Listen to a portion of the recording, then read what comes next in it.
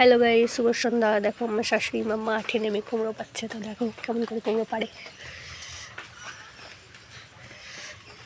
হ্যাঁ, ওখান থেকে টানো, ধরো।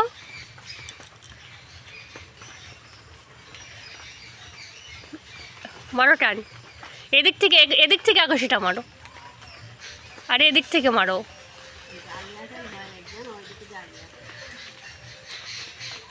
লতার এই তো কুমড়ো পড়ে গেছে। দাও।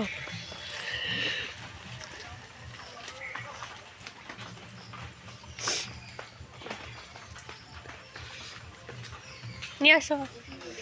হ্যাঁ দাও।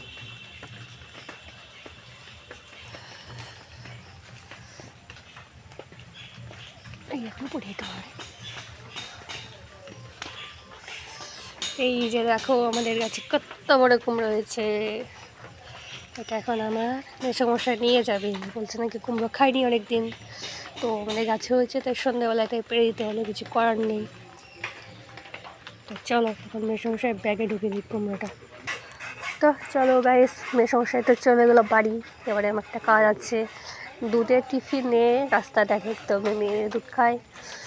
তো ঘোষ এসে সিটি বাজাবে, এমন ঘোষ আমাদের এখানে সিটি বাজাবে দুধ নেওয়ার জন্য। তো আগে টিফিনটা টাঙিয়ে দিয়ে আসি, তারপর দেখছি।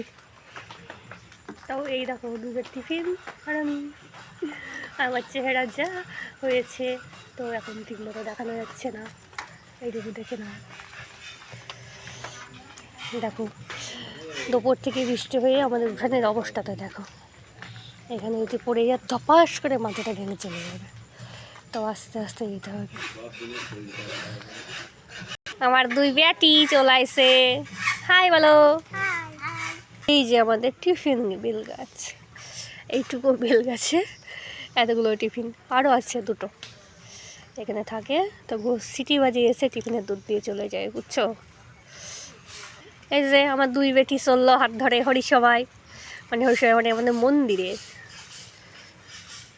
ওর একজন আসছে কাদায় কাদায়। আর এই যে একটা মানে জেঠি শাশুড়ির বাড়ি, ও তো আপাতত ওরা শিলিগুড়ি থাকে। তো বাড়ির অবস্থা দেখো, মানে ভূত বাংলা হয়ে গেছে। প্রচুর গাছপালা বাড়িতে।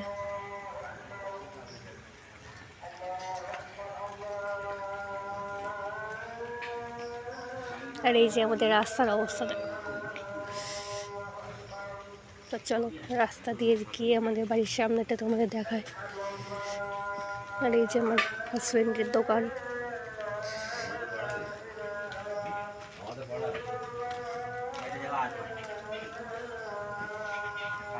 আর এই যে আমাদের বাড়ির গেট, মানে গেট তো নাই,